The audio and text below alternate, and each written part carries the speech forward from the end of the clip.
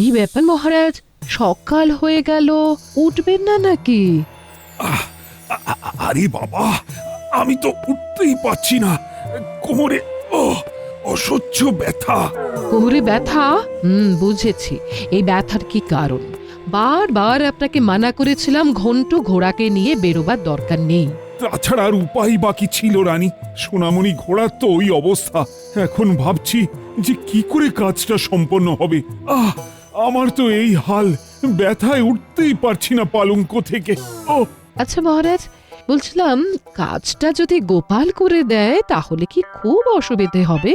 না না, গোপালকে সব বুঝিয়ে শুনিয়ে দিলে সে অনায়াসেই করে ফেলতে পারবে। কিন্তু ব্যাপারটা হলো ঘন্টুর যা অবস্থা, মানে জেনে বুঝে তার সাথে গোপালকে পাঠাই কি করে বলো তো? না না না না, এখন অত কিছু ভাববেন না মহারাজ। আগে ওই দিকের কাজটা সম্পন্ন করাটা ভীষণই দরকার। আপনি গোপালকে আগে পাঠানোর ব্যবস্থা তো করুন, তারপর যা হয় দেখা যাবে।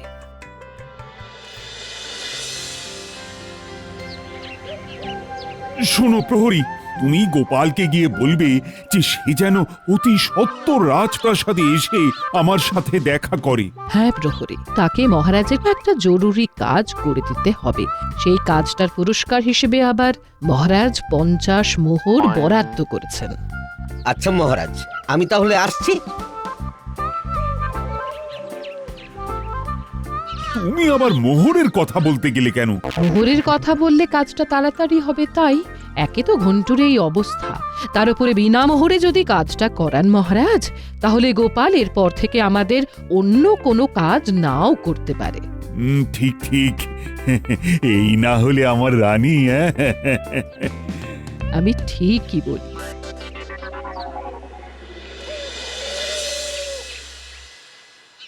গিন্নি, বাজারটা করে আসি। হ্যাঁ হ্যাঁ হ্যাঁ, খুব সাবধানে যাবে, বেশি বাজার করার দরকার নেই, কেমন?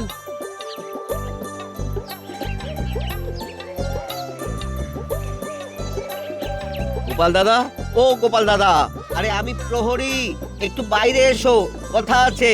হ্যাঁ, আসছি। গোপাল দাদা, বলছি মহারাজ এক্ষুনি তোমাকে একবার রাজপ্রাসাদে ডেকে পাঠিয়েছেন। আমাকে ডেকে পাঠিয়েছেন? কিন্তু কেন? রাজসভা তো আজ বন্ধ।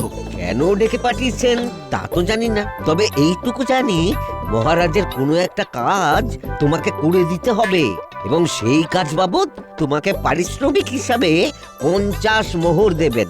আচ্ছা, কিন্তু আমি তো এখন একটু বাজারে যাচ্ছিলাম। সমস্যা নেই, আমি তোমার হয়ে বাজার করে গিন্নিমার কাছে পাঠিয়ে দেব। বেশ, তবে চলো যাই।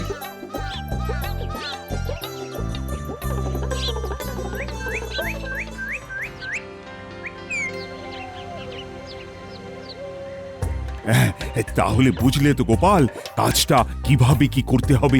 হ্যাঁ মহারাজ, এই তো এইখান থেকে আপনার প্রিয় ও অতি দ্রুত বেগে ধাবমানকারী ঘোড়া ঘন্টুর পিঠে চড়ে গোটা একদিনের সফর করে ধ্রুপদী নগরীতে পৌঁছিয়ে আপনি যে নির্দিষ্ট কাজটা দিয়েছেন সেটা সম্পন্ন করে আবার ঘন্টুর পিঠে চেপে এই কৃষ্ণনগরে ফিরে আপনাকে খবরটা দেওয়া যে মহারাজ, আপনার কাজ ঠিকঠাক ভাবে সম্পন্ন হয়েছে। গোপাল, তুমি বলেই এমন ব্যথার মধ্যেও আমাকে ঠিক হাসিয়ে ছাড়লে। ঠিক আছে মহারাজ, আজ তাহলে আসি। কাল সকাল হতে না হতেই ঘন্টুকে নিয়ে রওনা দেব। বেশ বেশ বেশ, তবে তাই হোক। কমল কুমারকে বলে দেব তোমার যা যা প্রয়োজন কাল সকালে এসে সব ওর থেকে নিয়ে নিও, কেমন? আগে হ্যাঁ মহারাজ।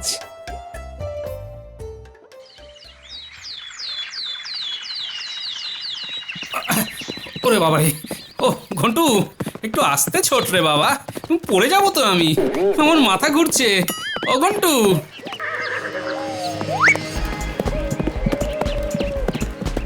দেখি ও মশাই, নেমে পড়ুন নেমে পড়ুন, পড়ে যাবেন তো ও মশাই। পড়ে গেলাম। ও মশাই, ঘোড়াটাকে যে করে হোক ধরে দিন। থামান, ওকে থামান। নিজে বাঁচবে কিনা ঠিক নেই, আবার ঘোড়ার চিন্তা। এই হারু, চল চল চল চল চল, ঘোড়াটাকে ধরতে হবে, চল তো দেখি। বুড়ো মানুষ বলছে যখন, চল চল।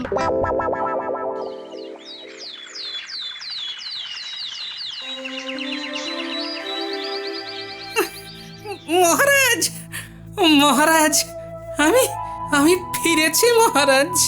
এ বাবা, এ কি গোপাল, পথের মধ্যে কি কেউ তোমাকে মেরেছে নাকি যে এই রকম অবস্থা হয়েছে? নাকি পড়ে গেছো?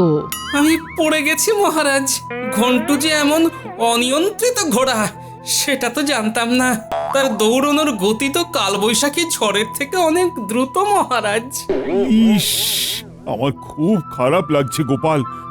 আমি বুঝতে পারিনি ঘন্টু এমন করবে। তাও যে তুমি আমাদের কাজটা উদ্ধার করে দিয়েছো, এর জন্য তোমার কাছে কৃতজ্ঞ গোপাল। নেহাত মহারাজের কাজ, তাই শত ঝামেলার মধ্যে হলেও এই ব্যথা বেদনা নিয়ে করে দিয়েছি। গোপাল, গোপাল, তোমাকে 50 মোহরের বদলে 100টা মোহর দেব। এছাড়া এই ব্যথা বেদনা সারানোর জন্য বৈদ্যর পথ্যের মূল্য আমি দিয়ে দেব।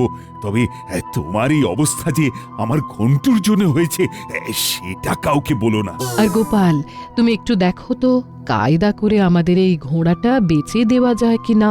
আচ্ছা বেশ, দেখছি। আমি তাহলে একবার বৈদ্যর বাড়ি হয়েই ফিরি। ওদিকে বিজ্ঞানী সভাকবির সাথেও একটু দরকার আছে, ওদের সাথেও বরং দেখা করেই যাই।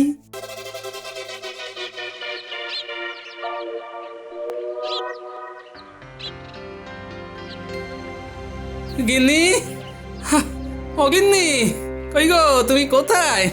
আমি এসেছি, দেখো না আমার কি হাল হয়েছে। গিন্নি, ও এই যে গিন্নি। আমি ঘরের ভেতরে শুয়েই আছি গো। আজ ভরা অমাবস্যা না, বাতের ব্যথাটা এত বেড়েছে ওরে বাবারে, তাই সকাল থেকে উঠতেই পারিনি। হ্যাঁ, সে কি গো, দাঁড়াও ঘরে যাই। বাবা, পায়ে কি ব্যথা। এই, তোমার এমন অবস্থা কি করে হলো? আর কি করে, মহারাজের ঘোড়া পিঠ থেকে ফেলে দিয়েছে। আগো, কি অবস্থা কি অবস্থা! কিন্তু তোমাকে এখন দুটো খেতে দিই কি করে বলো তো? ও বাবারে বাবারে, আমি তো ব্যথার চোটে উঠতেই পারছি না। মা গো, এদিকে ঘরে বাজারও নেই গো। হ্যাঁ, তোমায় উঠতে হবে না গিন্নি, আমি বাজার করে দুজনের জন্য কিছু করে নিচ্ছি। বলি, ঘরে কি জল তোলা আছে? ওই কালকে গিয়ে কোন রকমে 2 কলসি জল এনেছি। ও, তাতেই অবস্থা পুরো কাহিল হয়ে গেছে গো। এই জানো তো ভাবছিলাম আমাদের যদি একটা ঘোড়ার গাড়ি বা গরুর গাড়ি থাকতো। হ্যাঁ, নেই যখন আর কি করা যাবে বলো। যাই হোক গিন্নি, তুমি শুয়ে থাকো, আমি বাজারটা সেরে আসি।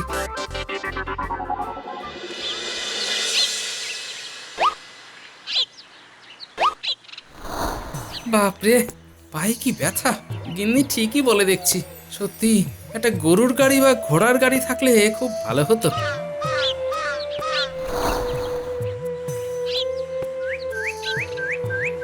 ও গোপাল দাদা, কি হয়েছে? পড়ে গেছো নাকি? আর বলো না পুটির বাবা, কাজে বেরিয়েছিলাম, ফেরার পথে মাথা ঘুরে পড়ে গেছি। তা তুমি বলদ নিয়ে কোথায় যাচ্ছ হে?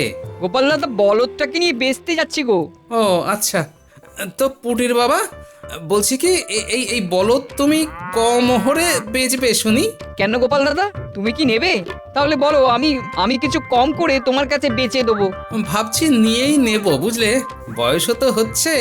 যদি একখানা গরুর গাড়ি থাকে তাহলে এদিক ওদিক যেতে আসতে, মাল বহন করার ক্ষেত্রে অনেক সুবিধে হবে। একদম ঠিক। তাহলে গোপাল দাদা, তুমি বরং 30 মোহরে বলদটা কিনে নাও, এর থেকে আর কমিও না। বাজারে গেলে 45 মোহর হাঁকতাম। শোনো, আমার কাছে এখন ওই 25 মোহর আছে, হ্যাঁ, সেটাই দিচ্ছি। তারপরে আবার কদিন বাদে বাকি 5 মোহর নিও। বেশ, তবে তাই হোক। গোপাল দাদা, তোমার বাজার করতে এসে আনাজপাতির সাথে বলদ কেনাও হয়ে গেল। বৌঠান খুব খুশি হবে। যা বলেছ। এখন তাহলে আসি ভাই, ছাউনিওয়ালার কাছে গিয়ে ছাউনিটা বানাতে দিয়ে দিই।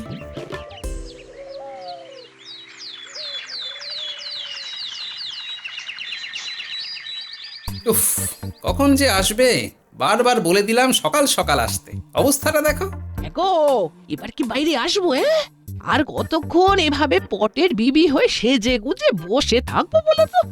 আসবো? হ্যাঁ, তুমি বিবি সেজেই বসে থাকো গিন্নি, বলেছি না তোমায় একখানা চমক দেব। তাই যতক্ষণ যতক্ষণ না বলবো ততক্ষণ মোটে বাইরে আসবে না। কি এতদিন আমার ধমককে আজ আবার আমায় চমক দিতে চাইছো? তবে দাও।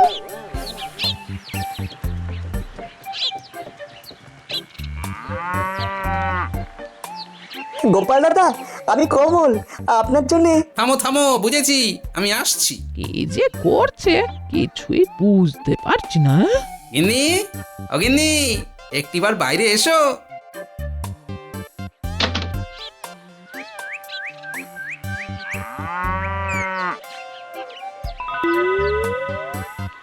ও মা, এ তো একখানে গরুর গাড়ি দেখছি গো। তবে কি এটা আমাদের? হ্যাঁ গিন্নি, এটা তোমার গাড়ি। যখন ইচ্ছে যেখানে খুশি তুমি এবার থেকে এটাই করে যেতে পারবে, আর হাঁটতে হবে না। শুধু আমায় একবার খবর দিয়ে দেবেন, ব্যাস। আমার তো বিশ্বাসই হচ্ছে না গো। হ্যাঁ, আহা, এটাই তো আজকের চমক ছিল। আমি খুব খুশি হয়েছি, খুব। দাঁড়াও দাঁড়াও, তোমার জন্য 2 পেয়ালা চা করে আনি, দাঁড়াও। দরকার নেই গিন্নি, তার থেকে বরং চলো আমরা এই গরুর গাড়িতে চড়ে ভোলা ময়রার দোকান থেকে একটু মিষ্টি খেয়ে আসি। চলো বেশ, তবে তাই হোক। গিন্নি, ও গিন্নি, আরে এসো এসো, তাড়াতাড়ি এসো, আর কতক্ষণ সময় লাগাবে গো? আরে বাবা, আসছি। আসলে নিজেদের গরুর গাড়িতে বাজারে যাচ্ছি বলে বাড়িতে যত ব্যাগ আছে নিয়ে এলাম, ওইতে তো হবে না, তাই একটু বেশি পরিমাণেই আনাজপাতি মুদির জিনিস কিনে নেবো গো। ঠিক আছে ঠিক আছে, নাও এবার আস্তে করে দেখে শুনে ওঠো দেখি। হ্যাঁ,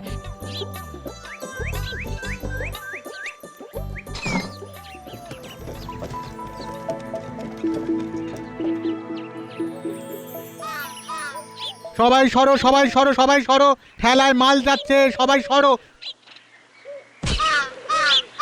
আহা, আরে কি রে বেটা হতচ্ছাড়া, উফ, আমায় এইভাবে ধাক্কা দিলি তুই? চোখের মাথা খেয়েছিস নাকি? ওই দূর থেকে সবাইকে বলছি ঠেলায় মাল আসছে, ঠেলায় মাল আসছে, পথটা ছেড়ে দাঁড়াতে বলছি। আপনি যদি আমার কথাটা কানে শুনেও না সরে দাঁড়ান, তাতে আমি কি করব বলুন দেখি? কি রাজ্যের মন্ত্রীর মুখে মুখে আবার কথা বলছিস? শুনুন, অন্যায় কিছু বলিনি, এবারে যা করবেন করুন। তাই তো মাল নিয়ে তাড়াহুড়ো করে কোথায় যাচ্ছিস বাবা?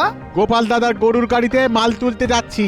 ওই যে বাজারের পেছন দিকে গাড়ি থামিয়ে গিন্নিমা আর উনি অপেক্ষা করছেন। কি গোপাল গরুর গাড়ি কিনেছে নাকি? আবার সেই গাড়ি করে বউ নিয়ে বাজার করতেও এসেছে, তাও আবার অল্প বাজার না, 1 ঠেলা বাজার, বোঝো ঠেলা।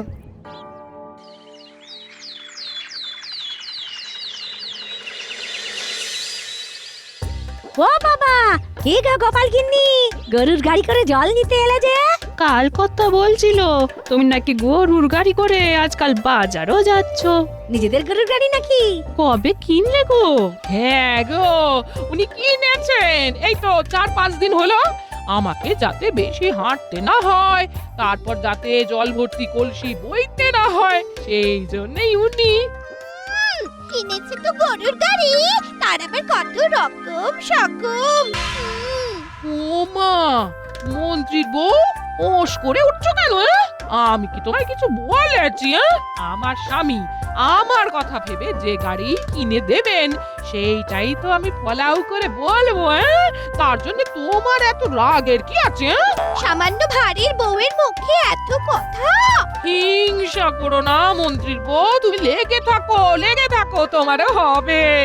যাই এবার জল ভরি গে।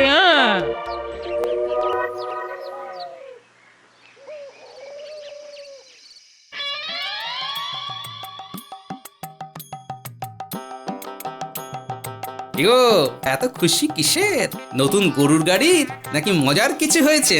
বলছি আমার সাথে না মন্ত্রীর বউয়ের দেখা হয়েছে, বুঝলে? সে আমার গাড়ি দেখে তার কি রাগ, সাপের মতো ফুঁসছে। তাই নাকি? তাহলে নির্ঘাত আজ মন্ত্রী মশাই দাঁতের খাওয়া বন্ধ করে দেবেন। সারা গ্রামে তো চাউর হয়ে গেছে যে আমাদের নতুন গরুর গাড়ি হয়েছে, আর সেই গাড়ি করে আমরা সব জায়গায় যাচ্ছি। বেশ করছি, ছাড়ো তো, কত কিছুই তো দেখলাম। যা যা হবে দেখা যাবে, কি বলো? হ্যাঁ, একদম। আজ তোমার খাওয়া বন্ধ, আমি কিচ্ছু জানি না ব্যাস। ও গিন্নি, আরে গোপাল নিজের মোহরে গরুর গাড়ি কিনেছে, আমি তাকে কিনে দিইনি। একটা ভার গরুর গাড়ি কিনে দিল, আর আমি কিনা মন্ত্রীর বউ হয়েও হেঁটে হেঁটে যাতায়াত করি। আহা, মিছিমিছি এসব কথা ভেবো না গিন্নি। তুমি এইটা ভেবে দেখো যে তোমার স্বামী কোষাগার থেকে কত কত পরিমাণে ফোকটে মোহর নিয়ে আসছে, এটা ভেবে দেখো। সেরকম গোপালের বউয়ের স্বামী তো সেটা পারছে না, মানে ওদের ঘরে অত মোহরই নেই। তা অবশ্য ঠিক। তাহলে গিন্নি গিন্নি দয়া করে আর রাগ করো না, এবারে খেতে দাও। আচ্ছা ঠিক আছে।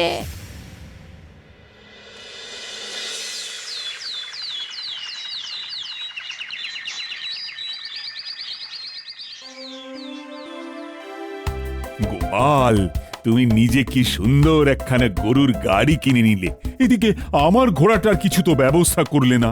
চেষ্টা করছি মহারাজ, আসলে ন্যূনতম মোহরটুকু না পেলে ঘোড়া বিক্রি করে তো লোকসান হয়ে যাবে মহারাজ। আসলে ঘোড়াটার যে অবস্থা বুঝতেই তো পারছো। গোপালের উপর আস্থা রাখুন মহারাজ, ঠকবেন না।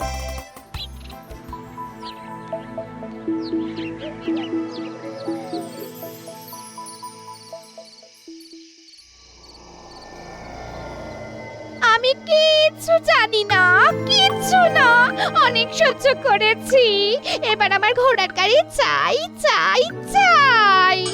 গিন্নি, আহা, না হলে আজ খেতে দেবে না নাকি শুতে দেবে না? বাড়িতেই থাকতে দেব না, থাকতেই দেব না। এই সেরেছে। আচ্ছা আচ্ছা আচ্ছা, বুঝেছি বুঝেছি বুঝেছি। তুমি আমায় হ্যাঁ 2 দিন দাও। হ্যাঁ 2 দিন। এর মধ্যেই আমি ঘোড়া জোগাড় করে ফেলছি না হয়। হ্যাঁ, সকাল হলেই বাড়ির সামনে একখানা বিজ্ঞপ্তি দেব, তেজি উড়ন্ত টকবগে ঘোড়া চাই। তাই? হ্যাঁ, এবারে খেতে দাও গিন্নি। ঠিক আছে।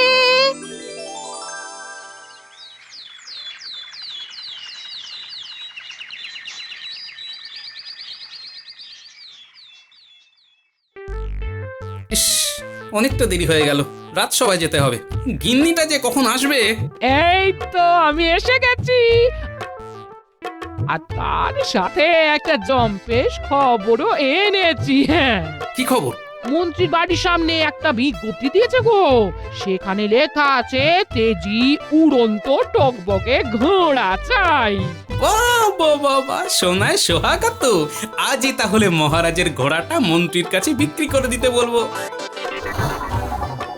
তাহলে ঘোড়াটা মন্ত্রীকে দিয়ে দেবো বলছো? আমি তো আপনাকে তাই পরামর্শ দেব, কারণ এমন সুবর্ণ সুযোগ আর পাবেন না মহারাজ। বেশ, মন্ত্রীকে ডেকে আজই শুভ কাজটা করে ফেলি তাহলে।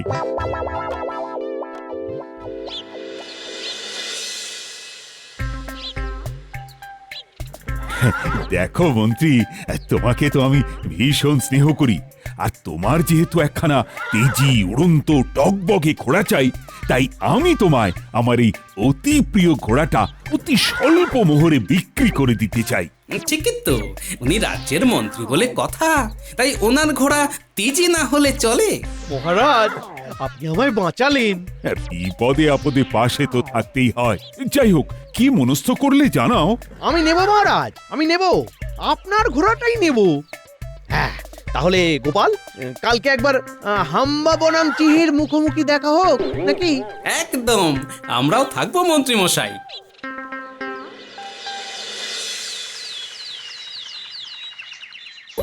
তা আপনি কি শুধু ঘোড়া নিয়েই আমাদের পাশে পাশে গিয়ে ঘোড়ার তেজটা দেখাবেন নাকি? আমি আর আমার পেছনে আমার গিন্নি বসছে, জিনিসপত্রের তাই আর দরকার নেই, বুঝলে? বেশ, আমার গরুর গাড়িতে আমি একা, আর কিছু জিনিসপত্র আছে, বুঝলেন তো?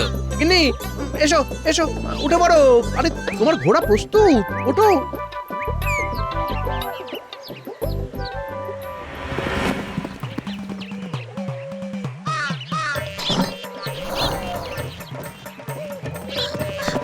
ও মাগো, বুঝতেই পারছি না, উড়ছি তো, উড়ছি। উড়ন্ত তাই। ও মাগো,